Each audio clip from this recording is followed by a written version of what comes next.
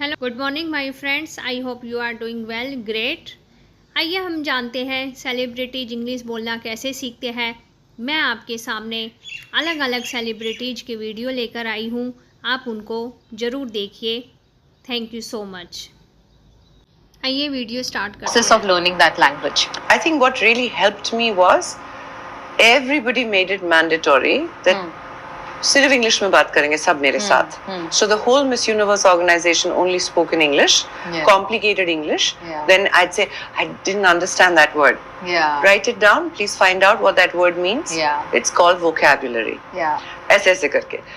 Finally, communication skill English थोड़ा बहुत सीखने के बाद came from editors of New York Post, editor of Boston Globe. Every week I'd have a different editor come and interview me, just for fun.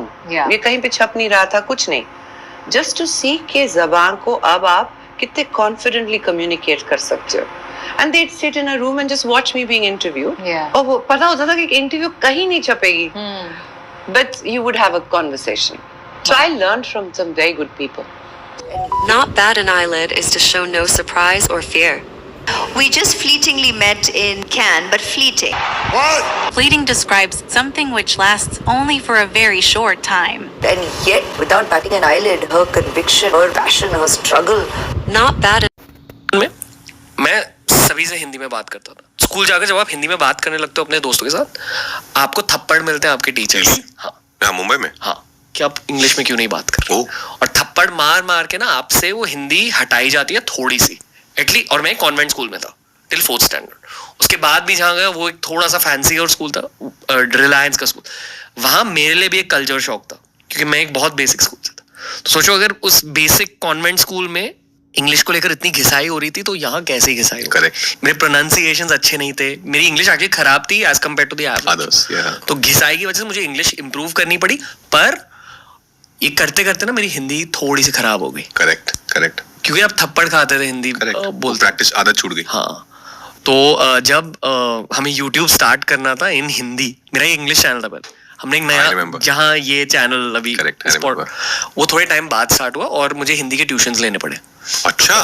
To talk on screen. क्योंकि आप दोस्तों के साथ बात कर सकते हो, कॉन्वर्सेशन हिंदी ठीक है, पर जब आपको मैं लोगों फिटनेस सिखा रहा था या पर्सनल फाइनेंस सिखा रहा था, वो एक जगह पे खड़े होकर खुद स्क्रिप्टिंग करनी होती है. तो नाउ आई फील कि मेरी हिंदी काफी ज्यादा इंप्रूव हो चुकी है, पर थोड़ा सा वक्त लगा. और आई फील कि talking to camera for infotainment ये सबसे मुश्किल चीज होती है. आपको तो उसमें तो लैंग्वेज पकड़ बहुत चाहिए आपको. तो इसी को फ्लिप करते हुए मैं आपको इंग्लिश के बारे में पूछना चाहूंगा पूरा A to Z, क्योंकि ये लैंग्वेज सीखना एक बहुत की स्किल होती है करियर में अकॉर्डिंग टू मी. नहीं, ऑफ कोर्स आई थिंक क्योंकि इंग्लिश एक यूनिवर्सल लैंग्वेज है, आप कहीं बाहर ट्रैवल भी करते हैं तो इट ऑलवेज हेल्प्स. और जहाँ से मैं आया था हमारे तो इंग्लिश टीचर भी वो हिंदी में बात करती थी हमसे. वहाँ ऐसा नहीं था कि आपको थप्पड़ पड़ रहा है.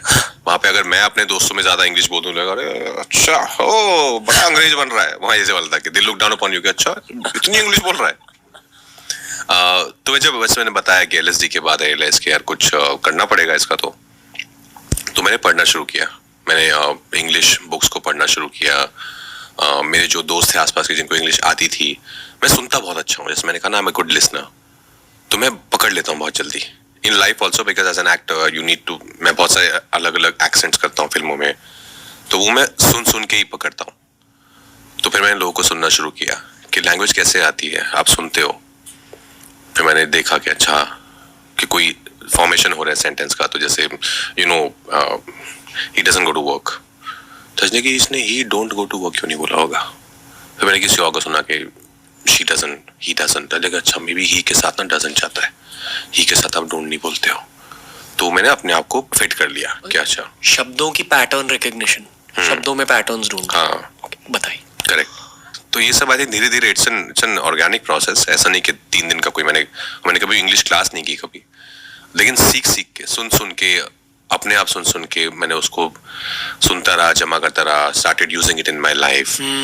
किसी को 2 लाइन इंग्लिश में जवाब दे दिया तो लगा कि हाँ सही बोला यार. अपने आप में भी कॉन्फिडेंस आता है आपको जितना आप बोलते हो.